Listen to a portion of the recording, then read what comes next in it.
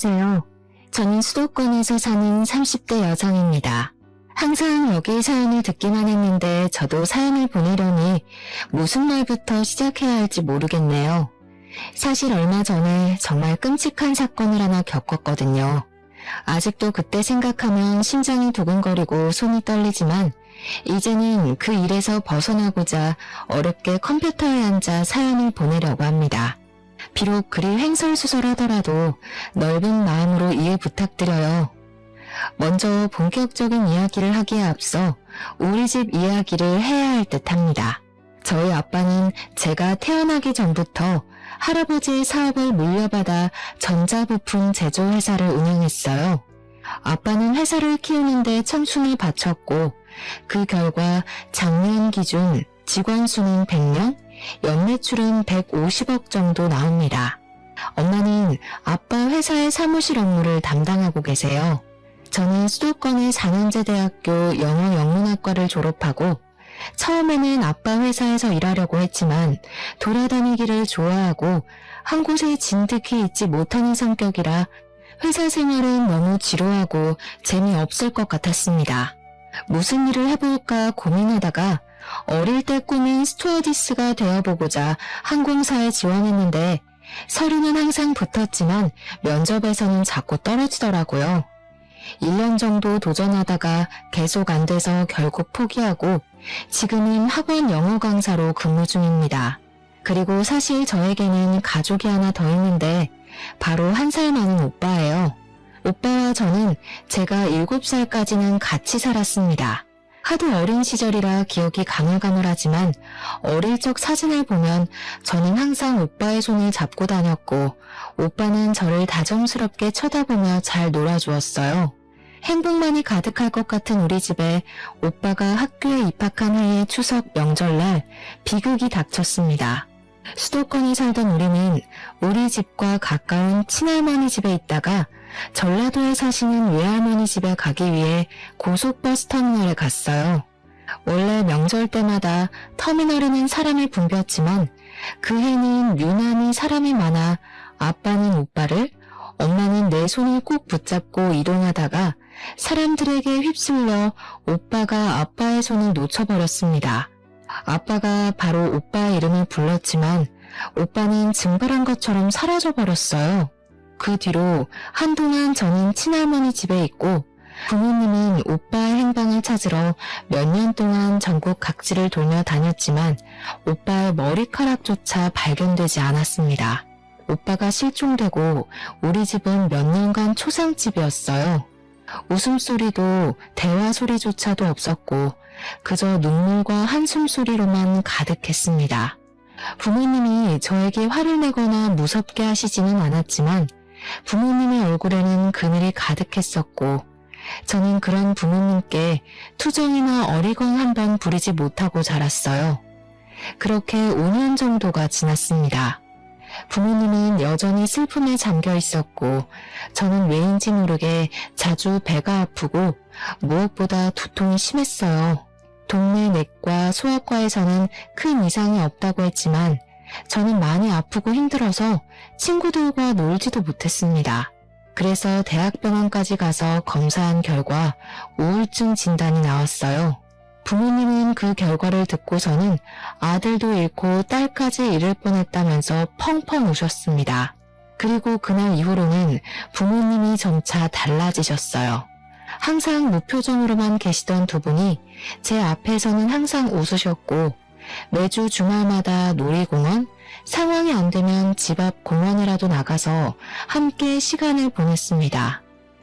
여전히 부모님은 오빠를 잃은 슬픔이 크긴 했지만 적어도 제 앞에서는 이전처럼 눈물이나 한숨을 보이지 않으셨어요.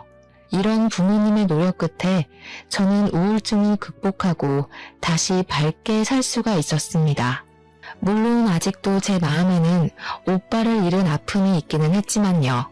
아무튼 무사히 대학교까지 졸업하고 학원 영어 강사가 되었고 친구가 소개팅을 해줘서 남편을 만나 결혼도 했습니다. 남편은 홀어머니를 모시고 사는 외동아들이에요. 저의 시어머니는 요양원 원장님이시고 상당히 직설적으로 말하는 성격이십니다. 처음에 제가 인사를 갔을 때도 제 직업에 대해서 들어보시고는 그깟 강사가 벌면 얼마나 버냐고 하시던 분이세요. 그래도 저에게 설거지, 제사, 김장과 같은 일을 시키시지도 않았고 부당한 요구를 하시는 분은 아니시기에 크게 불편하지는 않았습니다. 남편도 물론 친정 부모님께도 정말 잘했으며 집안일도 잘 도와주었어요. 결혼 후 남편과의 관계도 돈독했고 저도 강사로서 어느 정도 입지를 다지며 남부럽지 않은 신혼생활을 즐기고 있었습니다. 다만 아빠의 회사 근처에 비슷한 업종의 회사가 새로 생겨서 매출이 조금 줄어들기는 했지만 그래도 큰 타격을 입을 정도는 아니었어요. 그러던 어느 날이었습니다. 아빠의 생신을 앞두고 평일에는 다들 일하느라 한자리에 모이기 힘드니 주말에 같이 점심을 먹으며 아빠의 생신 파티를 하기로 했어요. 그런데 미리 약속했던 날 아빠와 친한 거래처 사장님의 딸이 결혼식을 하는데 제 결혼식 때도 오셨던 사장님이시라 안 갈 수가 없다고 하셔서 어쩔 수 없이 점심 약속을 저녁으로 미뤘습니다. 아빠는 결혼식을 다녀오고 저녁에 가족끼리 만났는데 아빠가 큰 고민이 있어 보이셨어요. 저는 걱정이 돼서 결혼식장에서 무슨 일 있었냐고 물었더니 아빠가 하는 말이 결혼식장에서 오빠와 닮은 사람을 만난 것 같다고 하시는 게 아니겠어요? 저와 엄마는 깜짝 놀라 무슨 소리냐고 한번 자세히 좀 말해달라고 했습니다. 결혼식장에서 진혁이와 아주 똑같이 생긴 사람을 봤어. 대충 겉으로 봤을 때는 지금 진혁이의 나이인 30대 초반에서 중반 정도 되어 보이고 내 젊을 때랑 아주 똑같이 생겼었어.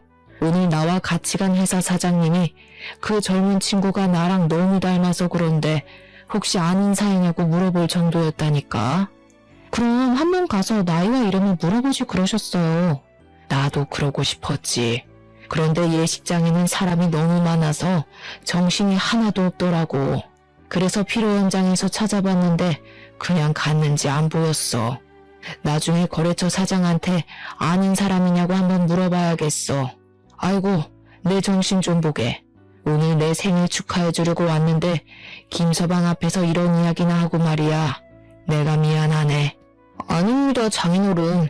생신날 잃어버린 아들을 찾게 된다면 더할 나위 없이 좋은 최고의 선물이죠. 정말 그분이 우리 다은이의 친오빠였으면 좋겠어요. 그럼 저도 형님이 생기고 너무 좋을 것 같아요. 아빠는 남편의 말에 정말 그랬으면 좋겠다고 하며 이해해줘서 고맙다고 말씀하셨습니다. 그리고 아빠의 생신은 월요일이 되었어요. 저는 점심시간쯤에 아빠에게 생신 축하드린다고 전화를 드렸습니다. 그런데 아빠의 목소리가 떨리고 좋지 않았어요. 무슨 일이 있나 싶어 어디 편찮으시냐고 물었더니 아빠가 지금 너무 놀랄 일이 있어서 그런다고 하며 이따가 퇴근길에 밤늦게라도 잠시 집에 오라고 하셨습니다. 제 근무 시간이 오후 2시에서 밤 10시까지이고 정리하고 뭐하고 하면 밤 11시에나 퇴근할 수 있어요. 그래서 밤 11시에 집에 가도 괜찮냐고 했더니 상관없다고 하시며 오늘 꼭 잠깐만 집에 들러달라고 하시고는 전화를 끊으셨습니다. 아빠의 목소리를 들으니 무슨 안 좋은 일이 있나 싶어 걱정되어 엄마에게도 전화했는데 엄마는 전화를 받지 않았어요. 그날은 부모님 걱정에 어떻게 하루 강의를 마쳤는지 모르겠습니다. 어찌어찌 수업을 마치고 강의를 마치자마자 원장 선생님께 양해를 구하고 바로 집으로 달려갔어요. 집에 갔더니 부모님은 눈물을 흘리셨는지 눈이 벌겋고 팅팅 부어 있었고 그 모습을 본 저는 깜짝 놀랐습니다. 다은아, 놀라지 마. 진혁이를 찾은 것 같아. 너의 오빠 찾았다고. 아빠의 말에 저는 심장이 쿵 내려앉는 것 같았습니다. 너무 기쁘기도 하고 이게 도대체 무슨 상황인가 싶어 일단 차근차근 말해달라고 했어요. 아빠는 거래처 사장님 딸의 결혼식장에서 본 젊은 사람이 오빠라는 확신이 들었다고 합니다. 그래서 오늘 출근하자마자 거래처 사장님께 전화해서 사실 어릴 때 잃은 아들이 있는데 하객으로 온 한 젊은 친구가 아빠의 젊은 시절과 너무 닮아서 혹시나 해서 물어본다고 했어요. 그 말을 들은 순간 거래처 사장님은 누구를 찾으려는지 알 것 같다고 하며 오빠의 현재 직장을 알려주었다고 합니다. 알고 보니 오빠는 아빠 회사 근처에 새로 생긴 비슷한 업종의 회사 개발팀 팀장이었어요. 거래처 사장님이 오빠가 다니는 회사 사장님의 번호를 알려주셔서 아빠가 바로 사장님께 전화했고 오빠를 닮은 젊은 사람의 나이와 이름을 알 수 있는데 나이는 현재 오빠의 나이와 같은 35살이고 이름은 오빠의 이름과 같은 이진혁이었습니다. 이 사실을 안 것이 점심시간쯤이었고 점심시간이 지난 후 아빠는 바로 그 회사로 달려가 봤지만 아쉽게도 오빠는 지금 다른 지방으로 출장 중이라 볼 수 없었어요. 하지만 사원증으로 사진은 볼 수 있었는데 사진을 보니 오빠라는 확신이 들었다고 합니다. 아빠는 회사 사장님으로부터 어떻게 오빠가 이 회사 직원으로 있을 수 있는지 그 이야기를 듣게 되었어요. 사장님은 지금 회사를 차리기 전에 다른 회사에서 부장으로 있었고 오빠는 신입사원이었습니다. 그 당시 오빠는 배우려는 열정도 가득하고 항상 열심히 하려고 해서 당시 부장이었던 사장님 눈에는 참 인상 깊었다고 해요. 그 뒤로 종종 같이 저녁을 먹으며 살아온 이야기를 했는데 오빠는 보육원에서 살다가 성인이 되어 자립금을 받고 시설에서 나와 직업 전문학교에서 이쪽 일을 배웠다고 했습니다. 사장님은 힘들게 살아온 오빠가 안쓰러워 더 잘 챙겨주고 기술을 하나라도 더 알려주려고 했다고 해요. 그러다가 사장님이 우연한 기회에 자신의 회사를 차릴 수 있었는데 함께 일할 직원을 구하다가 오빠가 생각나 개발팀 팀장으로 스카우트했다고 했습니다. 이 말을 들은 아빠는 눈물을 흘렸고 사장님은 오빠의 연락처를 알려주며 한번 연락해서 만나보라고 했다고 해요. 저는 부모님의 이야기를 듣고 드디어 오빠를 찾았다는 생각에 기쁘기도 하고 얼떨떨하기도 했습니다. 집에 가서 남편에게 오빠를 찾았다고 이야기하니 남편도 어떻게 이런 우연이 있냐고 하며 매우 잘 됐다고 했어요. 그리고 그 주 주말, 오빠와 우리 가족이 드디어 한자리에 만났습니다. 엄마는 오빠의 뺨에 어루만지며 드디어 우리 아들을 만났다고 눈물을 흘렸고 오빠 역시 너무 보고 싶었다고 하며 펑펑 울었어요. 그리고 오빠는 저를 보더니 매일 울기만 하고 코나 질질 흘리던 그 꼬맹이가 벌써 이렇게 커서 결혼까지 했냐고 했습니다. 우리 가족의 모습을 본 남편도 옆에서 눈물을 흘렸어요.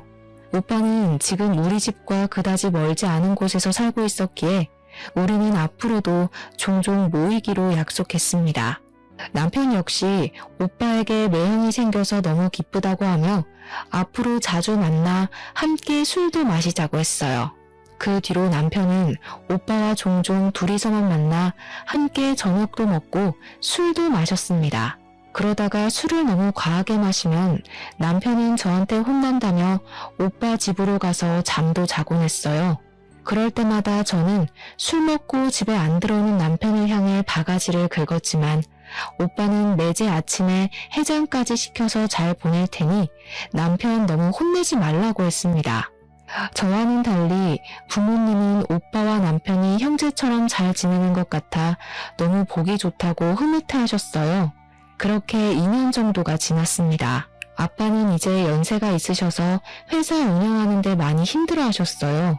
아빠는 같이 일도 하고 앞으로 회사를 물려받을 수 있을 정도로 믿을 만한 사람이 필요하다고 했습니다. 직원들도 있었고 회사 간부도 있기는 했지만 아빠는 그 사람들이 회사를 운영해 나가기에는 적합하지 않다고 생각하셨어요. 그래서 아빠는 오빠가 아빠의 회사로 오기 바랐지만 오빠는 지금 있는 회사의 사장님께 죄송해서 이직하기 어렵다고 했습니다. 이 모든 상황을 들은 남편은 장인어른의 건강이 걱정된다며 회사에 들어가서 일을 도와드리고 싶다고 했어요. 그런데 남편은 전공이 전혀 다른 쪽이고 아빠 회사는 아무래도 기계를 직접 조작하고 다뤄야 하는 일이라 처음부터 하나하나 배워야만 했습니다. 저는 남편에게 아빠 회사로 들어가면 하나부터 열까지 다 배워야만 하는 상황이라 힘들 수도 있다고 했지만 남편은 솔직히 지금 다니는 회사에는 희망이 없어 보인다며 아빠의 회사로 들어가서 기술을 배우고 싶다고 했어요. 아빠도 남편에게 회사로 들어오면 힘들 것이라고 했지만 남편은 생각이 아주 확고했고 결국 남편은 아빠의 회사에 입사하게 되었습니다. 남편은 정말 열심히 했어요. 거의 매일 자정까지 일하며 기계 조작하는 것을 배웠고 주말에도 회사에 갔습니다. 저는 너무 힘들게 일하는 남편이 안쓰러워 몸도 생각해가며 일하라고 했지만 남편은 지금 빨리 일을 배워야 한다며 그 누구보다 열심히 했어요. 그러나 회사 사람들은 남편을 인정해주지 않았습니다. 일부러 남편 앞에서는 전문 용어를 써서 남편이 하나도 못 알아듣게 하고 회사 내의 중요한 일도 남편에게 말해주지 않는다고 해요. 남편은 그 사람들에게 인정받으려면 빨리 일을 배워야 한다고 하며 이 악물고 정말 열심히 일했습니다. 아빠도 그런 남편의 모습을 아주 좋게 보셨고 아직은 남편이 회사에서 일을 맡아서 할 정도는 아니지만 조금 더 있으면 회사에 큰 도움이 될 수 있을 것 같다며 칭찬을 하셨어요. 그러다가 명절이 왔습니다. 원래 시댁이 우리 집에서 1시간 거리라서 한 달에 한 번꼴로 시댁에 갔었는데 남편이 아빠 회사로 들어가고 나서는 거의 넉 달 만에 시댁에 간 상황이었어요. 시어머니는 오랜만에 본 남편을 보며 한숨을 푹 쉬셨습니다. 우리 준석이 얼굴이 아주 반쪽이 됐네. 예, 우리 준석이가 너네 아빠 회사에서 일하는데 무슨 일반 사람들처럼 그렇게 일을 시키니? 아무래도 아빠 회사는 기술이 필요한 회사라 아직은 배우느라 그래요. 다들 이쪽 업계에서 10년, 20년은 되신 분들인데 이분들과 함께 일하려면 아무래도 남편도 열심히 해야죠. 그래서 저와 남편이 힘들 수 있다고 남편을 말렸는데 남편이 굳이 아빠 회사에 들어갔네요. 어머, 얘 좀 보게. 얘, 아무리 그래도 준석이가 사장님의 사위인데 그냥 한 자리 하나 주면 안 되니? 누가 들으면 무슨 너네 아빠 회사가 대기업인 줄 알겠다. 그래봤자 동네 구멍가게 수준인 가게인데 뭘 그리 따지고 드니? 그냥 빨리 딸인 네가 너네 아빠한테 우리 아들한테 부장이나 차장 같은 자리 하나 주라고 말해봐. 그래야 빨리 우리 아들도 사장도 하고 하지 않겠어? 너도 기왕이면 사장 와이프면 좋잖아. 우리 아들 그래도 수도권에 4년제 대학도 나오고 이전 회사에서 그래도 인정받으면서 살던 애인데 너무 고생해서 안쓰럽다. 어머니, 지금 어찌어찌 해서 남편이 관리직에 앉았다고 해도 기술에 대해서 전혀 모른다면 분명히 사람들에게 무시당할 거예요. 그런 것 때문에 아빠도 남편에게 쉽게 관리직 자리를 못 주시는 거고요. 참 네가 융통성 없는 게 네 아빠 닮아서 그런가 보다. 아휴, 내가 말을 말아야지. 우리 준석이만 고생이네. 시어머니는 살 빠진 남편의 모습에 크게 안타까워했습니다. 시어머니의 말이 좋게 들리지는 않았지만 남편이 아빠 회사 다니며 고생을 해서 살이 빠진 것이 사실이기에 별다른 할 말이 없었어요. 그냥 남편이 건강을 잃지 않도록 잘 내조하겠다고 말했습니다. 그런데 시어머니가 그 뒤로도 명절 내내 우리 아들 안쓰럽다며 이야기를 했고 처음에는 저도 같이 안쓰러운 마음이 들었으나 점점 듣기 힘들었고 슬슬 짜증이 났어요. 이런 제 마음을 알았는지 남편도 시어머니에게 그만하라고 했고 남편의 말에 시어머니는 이야기는 하지 않았는데 집에 갈 때 보니 시어머니가 울고 있었습니다. 왜 우시냐고 했더니 준석이가 너무 안쓰럽다고 하며 너네 아빠한테 잘 이야기해서 얼른 관리직 하나 달라고 했어요. 그래도 30대 중반인데 아직도 그렇게 남의 밑에서 고생하며 일하는 게 너무 안쓰럽다면서요. 저는 그날 시댁에서 나오면서 남편에게 혹시라도 버티기 어려울 정도로 힘들면 언제든지 말하라고 했습니다. 남편은 이제 일도 조금씩 손에 익고 괜찮다고 하며 열심히 해보겠다고 하는데 남편을 보니 뭔가 고맙기도 했고 마음이 짠하기도 했어요. 그렇게 1년 정도 지나자 아빠 회사 임직원들이 드디어 남편을 인정해주기 시작했습니다. 하루는 회식을 갔다가 남편이 아주 기분 좋아서 오는 거예요. 회식 때 무슨 좋은 일 있었냐고 했더니 오늘 회식 자리에서 부장님이 사과했다는 겁니다. 무슨 소리냐고 하니 부장님이 그동안 사장님의 사위인데다가 이쪽 업계에서는 한 번도 일해보지 않았다고 해서 낙하산으로 오해했는데 지난 1년간 정말 열심히 일하는 것을 봤다며 오해해서 미안했다고 말했다는 것이에요. 부장님의 말에 다른 직원들도 자신들도 오해했다고 하며 남편에게 사과했다고 합니다. 남편은 역시 진심은 통하는 것 같다며 뿌듯해했고 그 뒤로는 회사 사람들과 잘 어울렸고 대리로 승진도 했어요. 남편이 대리가 되고 얼마 지나지 않았을 때 아빠와 오빠 회사에 큰 변화가 생겼습니다. 이런저런 복잡한 사정으로 인해 오빠의 회사가 아빠의 회사로 인수합병이 돼서 오빠가 아빠의 회사에서 일하게 되었어요. 오빠가 다니던 회사와 아빠가 운영하시던 회사는 거의 같은 부품을 제조하는 업체이고 부품을 제조하는 기계 역시 거의 같았습니다. 그래서 오빠는 회사 일에 쉽게 적응할 수 있었고 일을 너무 잘했어요. 아빠 회사 사람들도 오빠가 일을 잘한다는 것을 부정하지 못했습니다. 게다가 눈치도 빠르고 눈썰미도 있고 사람들 사이에 잘 융화되었어요. 무엇보다 회사 합병 후 처음에 이런저런 갈등들이 꽤 많았는데 그런 갈등이 생길 때마다 오빠는 현명하게 대처해서 큰 싸움이나 갈등이 생길 뻔한 것을 막았다고 합니다. 사람들은 다들 오빠의 성품과 실력을 높이 평가했고 오빠는 바로 차장으로 초고속 승진을 했어요. 오빠는 임직원들이 낙하산이라고 불만을 토로하면 어쩌냐고 했지만 회사 내에서는 아무도 오빠가 차장이 되었다고 해서 불만을 품지 않았습니다. 이렇게 오빠는 초고속으로 차장이 되었지만 남편은 여전히 대리였어요. 물론 남편도 최선을 다해서 노력하고 있었습니다. 하지만 20살 때부터 직업 전문학교에 들어가서 일해온 오빠와 이제 고작 3년 차인 남편이 어떻게 같을 수가 있겠나요? 저와 아빠는 당연히 오빠가 먼저 승진하는 것이 바르다고 생각했는데 남편은 그게 아니었습니다. 남편은 계속 오빠가 차장이 된 것이 마음에 들지 않는다는 식으로 이야기했어요. 하루는 남편이 퇴근하고 집에 왔는데 투덜대는 것입니다. 장인어른 정말 너무하시는 거 아니야? 아무리 형님이 이쪽 업계에서 일했다고는 하지만 그래도 어떻게 차장까지 바로 승진시킬 수가 있어? 장인어른도 그러고 회사 사람들도 다들 형님한테 홀라당 홀려서는 보니까 기계 조작하는 것도 나랑 별반 다른 것도 없더구만. 어떻게 형님은 바로 차장이고 나는 아직도 대리 나부랭이냐고. 나도 이렇게 노력하고 있는데 말이야. 과장이라도 시켜줘야 하는 거 아니야? 나도 아빠한테 대충 회사 상황은 들었는데 솔직히 여보가 열심히 했던 것은 인정하지만 오빠는 지금 이 업계에서 20살 때부터 일해왔던 반면에 여보는 이제 고작 3년이야.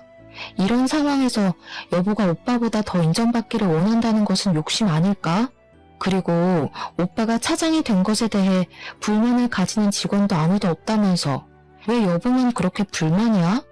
솔직히 나는 기계 어떻게 조작하는지 어떤지 아무것도 모르기는 하지만 그래도 아빠와 회사 직원들이 다들 인정했다면 여보보다 오빠가 더 실력이 있다는 뜻 아닐까? 말을 말자 말을 마라. 너도 이씨 집안이니 당연히 너네 오빠가 먼저 차장되는 게 당연하다고 생각하는 거겠지. 남편은 제 말에 수긍하지 못하고 혼자 씩씩대더니 작은 방으로 문 닫고 들어가 버렸습니다. 그 뒤로 남편은 나오지 않았고 저는 남편이 이 정도까지 화를 내는 것이 이해가 가지 않았어요. 그렇게 밤이 되고 저는 혼자 큰 방에서 잠을 잤습니다. 잠을 자다가 새벽에 목이 말라 거실로 나왔는데 남편이 누군가와 통화 중이었어요. 저는 이 새벽에 누구와 통화 중인가 싶어서 몰래 엿들었는데 대충 대화 내용을 들어보니 시어머니와 통화를 하고 있었습니다. 남편은 시어머니에게 우리 아빠의 회사를 물려받아 사장 자리에 한번 앉아볼 생각으로 왔는데 갑자기 형님 그러니까 우리 오빠가 등장하는 바람에 일이 다 틀어졌다고 말을 했어요.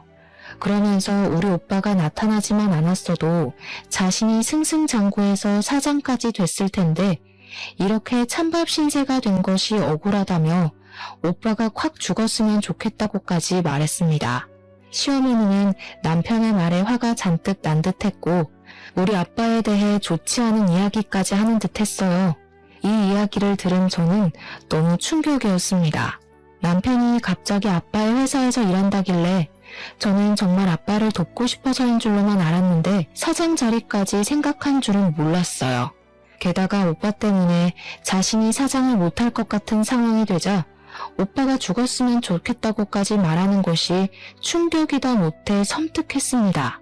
저는 방문을 열려다가 남편의 목소리가 너무 격양되어 있어서 일단 못 들은 척하고 다시 조용히 큰 방으로 갔어요. 저는 이 상황을 어찌해야 할지 몰라 밤새 고민을 하다가 남편이 출근한 후 바로 아빠에게 전화했습니다. 아빠는 안 그래도 저에게 할 말이 있어서 전화하려고 했다고 했어요. 사실은 말이다. 김서방이 요새 회사 내의 소문이 정말 안 좋아.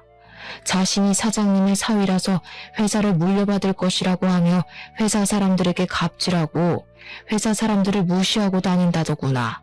게다가 새로 들어온 사무실 여직원이 있으면 자신이 이 회사 사장이 될 것이라고 하며 따로 만나서 밥 먹고 술 먹고 하나 봐.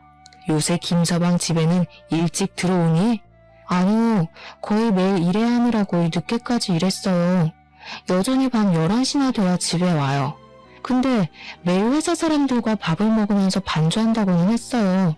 그래서 저는 일하고 밥을 먹으면서 간단히 한잔하고 오는 줄 알았어요.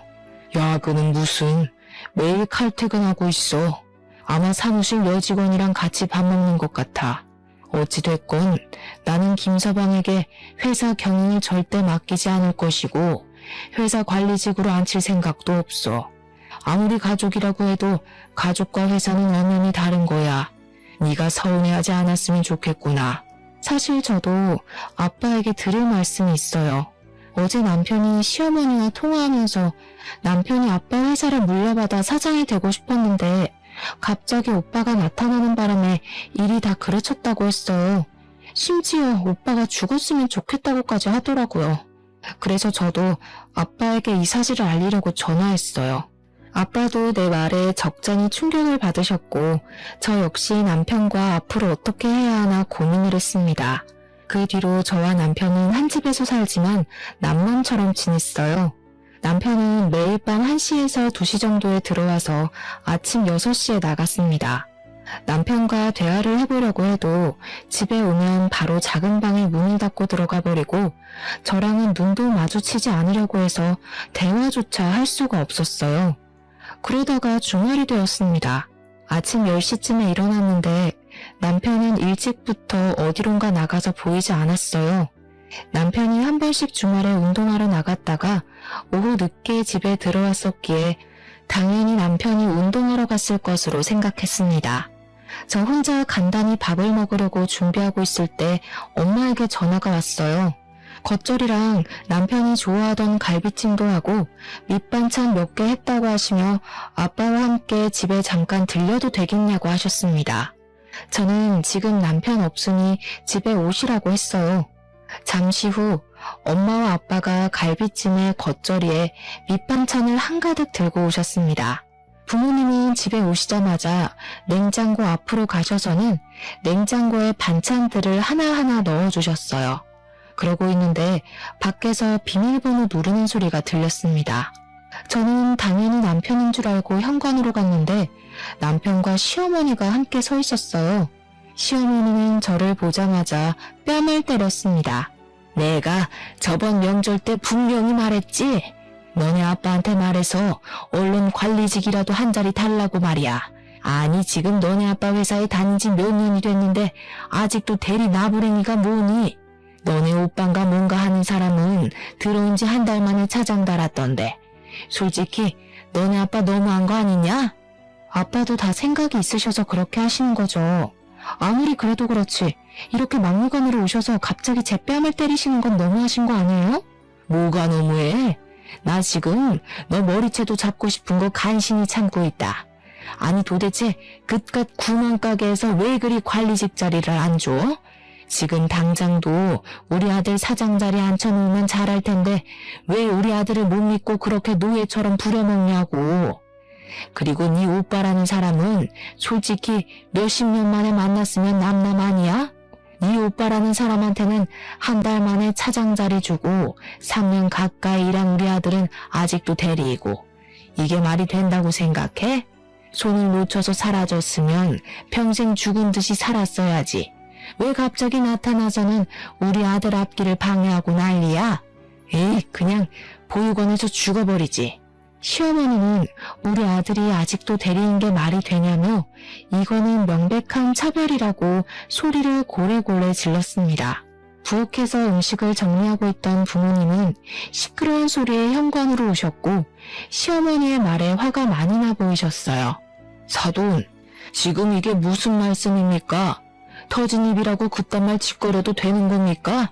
어떻게 말을 그따위로 할 수가 있어요? 아이고, 두 분 다 여기 계셨네요. 마침 잘 됐네요. 우리 어디 한번 솔직히 까놓고 하나하나 따져봅시다. 아니 도대체 준석이가 뭐가 그리 부족합니까? 네? 3년 동안 그렇게 그쪽 회사에서 죽어라 이랬는데 사장 자리는 못 내줄 망정 아직도 대리냐고요. 아직 기술이 많이 부족하니까요. 저희 회사 관리직에 계시는 분들 전부 다 최소 10년은 이쪽 업계에서 일한 사람들입니다. 그런 사람들을 제치고 고작 3년밖에 일하지 않은 김서방에게 관리직을 어떻게 내어준단 말입니까?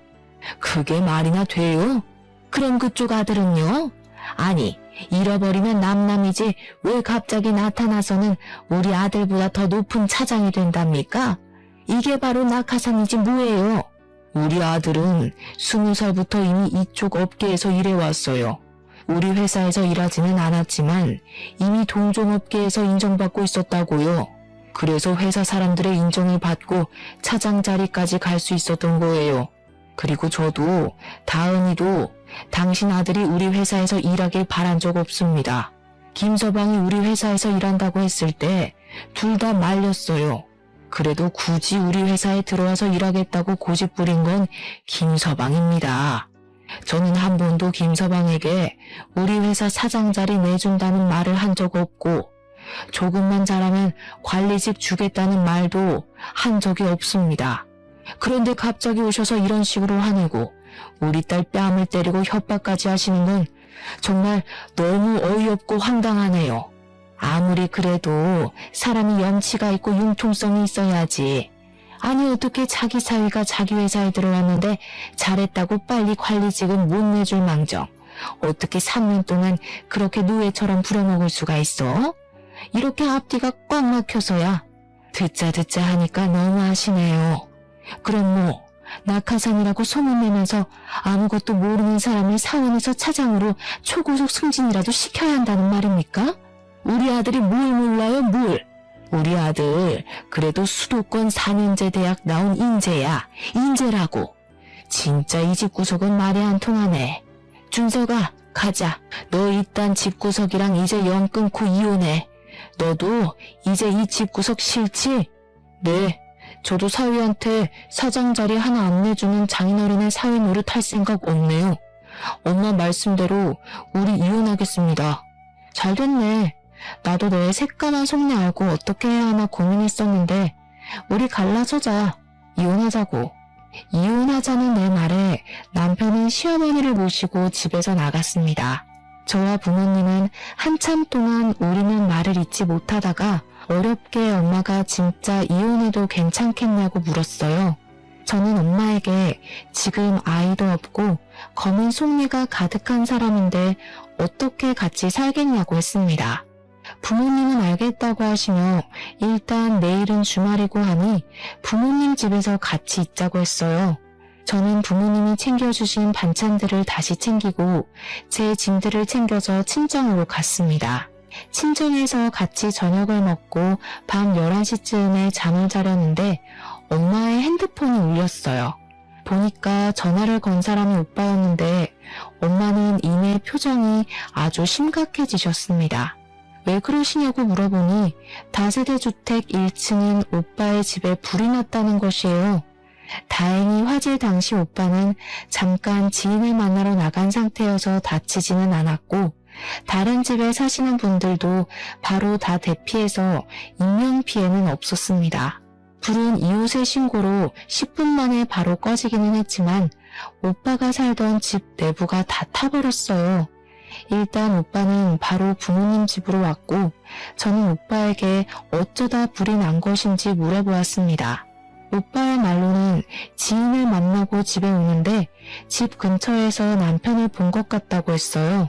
어두웠지만 분명히 남편이 평소에 자주 입던 운동복에 모자를 쓰고 있었고 남편도 역시 오빠를 본 것 같았지만 의도적으로 피한 것 같다고 했습니다. 그렇게 남편이 사라지고 나서 오빠 집에 불길이 치솟았다고 해요. 이 소리를 듣고 화가 난 우리 가족은 바로 남편은 방화범으로 고소했습니다. 다음날 화재 원인을 찾기 위해 합동 감식을 했는데 방화로 확인되었고 CCTV와 맞은편 주차되어 있는 차량 블랙박스를 확인한 결과 남편이 근처 쓰레기에 불을 붙이고 1층에 살던 오빠 집 창문에 투척하는 장면이 아주 적나라하게 찍혔더라고요. 남편은 바로 구속이 되었습니다. 저는 남편의 구속과 동시에 이혼을 하려 했으나 당당히 이혼하자던 남편이 이혼 동의를 해주지 않았어요. 결국 우리는 이혼 소송까지 하게 되었습니다. 이혼 소송까지 해야겠다는 제 말에 아빠는 직장에서 남편과 불륜 저지른다고 소문난 20대 회사 여직원의 인적 사항을 알려주셨어요. 저는 바로 그 상간녀와 만났는데 상간녀는 저를 보자마자 무릎을 꿇더니 아직 20대인데 제 앞길 꼬이는 것 원하지 않는다고 하며 잘못했다고 빌었습니다. 그러면서 사실 유부남인 것을 알고 만날 생각이 없었는데 너무 치근대서 한두 번 만난 게 서너 번 됐다고 했어요. 만나면서도 이게 아니란 것은 알았는데 사장님의 사위라고도 하고 또 이혼할 것이라고도 하니 정말 그런 줄로만 알았다고 했습니다. 그러면서 원하시면 부모님이 계시는 지방에 내려가서 조용히 살 테니 제발 한 번만 용서해달라고 했어요. 저는 정말 상간녀 소송까지 할 마음으로 왔는데 상간녀의 이야기를 들어보니 상간녀도 그놈한테 속았다는 생각이 들었습니다. 그래서 상간녀 소송은 하지 않는 대신 남편이 불륜 피웠다는 모든 사실을 자백받고 증거까지 다 받았어요. 그리고 저는 이 모든 것들을 다 증거 자료로 제출해서 이혼 소송을 진행했습니다. 그냥 깔끔하게 이혼을 하면 될 일을 위자료까지 물어주게 생기자 시어머니가 저에게 전화했어요. 제가 전화를 받지 않자 시어머니는 계속 저에게 전화했고 그래도 끝까지 제가 받지 않자 친정집까지 찾아왔습니다. 저와 엄마는 집안으로 들일 생각이 없었지만 잠깐 열린 틈을 타서 무작정 시어머니가 집안으로 들어왔어요. 내가 우리 준석이가 너무 고생하는 것 같아서 나도 모르게 욱해서 그때 이혼하라고 했었어. 하지만 내 진심은 아니었다. 정말이야. 우리 준석이가 방화를 저지른 것은 잘못이지만 이혼만큼은 안 하면 안 되겠니? 이제 나도 준석이도 자리 욕심 안 부리고 조용히 살게. 그러니까 네가 너네 아빠 아니지. 바깥 사돈 좀 잘 설득해서 이혼하지 말고 죗값 받고 나오면 다시 그 회사에서 일하게 해주면 안 될까? 어머니가 먼저 이혼하라고 해놓고서는 지금 그게 무슨 소리세요? 그리고 어릴 때 잃어버리고 몇십 년 만에 찾은 우리 오빠한테 죽었으면 좋겠다느니 그런 막말을 하셔놓고 어떻게 용서를 바라시나요? 남편이 아빠 회사 여직원과 불륜까지 저질렀다는 거 알고 계시죠? 그런데도 제가 이 모든 것을 다 용서하고 옥바라지까지 해가며 같이 살라고요? 저는 절대 못합니다. 이혼소송까지 해서 위자료까지 받을 거예요. 아시겠어요? 너 정말 너무하는구나. 그래도 이 어른이 이렇게 사과하러 왔는데 그냥 좀 넘어가주면 안 되냐? 정말 융통성은 일도 없는 집구석이라니까. 뭘 잘했다고 사과를 받아줘요? 당신 때문에 어렵게 찾은 우리 아들이 죽을 뻔했는데 당신 같으면 용서가 되겠어요? 참나, 우리는 법대로 할 테니까 그만 여기서 설치고 나가요. 꼴도 보기 싫으니까. 난 안 나가. 당신들이 이혼소송 취하해줄 때까지 안 나간다고. 시어머니는 정말 우리 집에서 안 나갈 기세로 대자로 누워 시위했습니다. 엄마는 시어머니를 내쫓으려다가 힘에서 밀리자 어쩔 수 없이 경찰을 불렀고 시어머니는 결국 경찰들의 손에 끌려 나갔어요. 저와 엄마는 이렇게나 끝까지 막말하고 뻔뻔한 시어머니를 가만히 둘 수가 없었습니다. 생각해보니까 옛날에 시어머니 요양원에 몇 번 갔다가 얼핏 봤는데 주방 직원분들이 위생모나 앞치마를 착용 안 하고 주방 상태도 엉망이었던 것이 생각났어요. 그래서 식품위생법 위반으로 시어머니의 요양원을 신고해버렸고 그 결과 영업정지 2개월 처분을 받았습니다. 안전모 앞치마 미착용은 당연하고 썩은 과일들을 값싸게 떼어와서 면역력이 취약한 노인들에게 급식으로 먹였던 것이 다 탄로났어요. 영업정지 처분을 받은 시어머니는 바로 저에게 전화해서 쌍욕을 했고 저는 시어머니의 찰진 욕소리를 그대로 녹음해서 시어머니의 지역신문에 투고했습니다.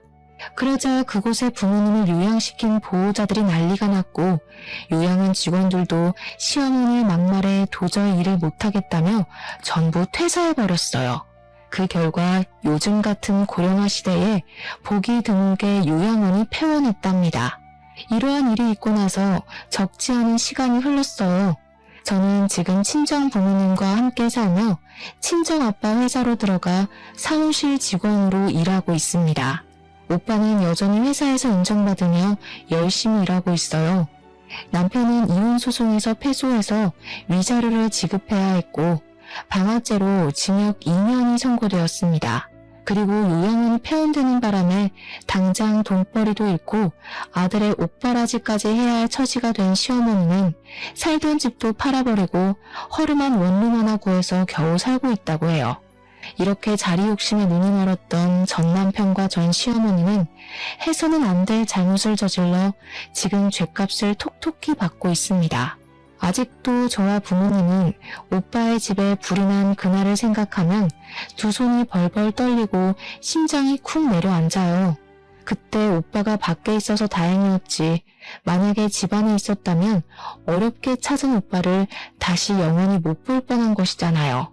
부모님이 몇십 년 만에 오빠를 찾고 나서 기쁨의 눈물을 흘린 것을 옆에서 봤음에도 이런 일을 벌인 전 남편을 저는 평생 원망하고 증오하며 살 것 같습니다. 부디 저와 제 가족이 겪는 불행은 이것으로 마무리되었으면 좋겠어요. 실종, 방화라는 엄청난 사건을 겪었으니 이제는 우리 가족에게 꽃길만 펼쳐지길 바라며 저의 사연을 마칩니다. 감사합니다.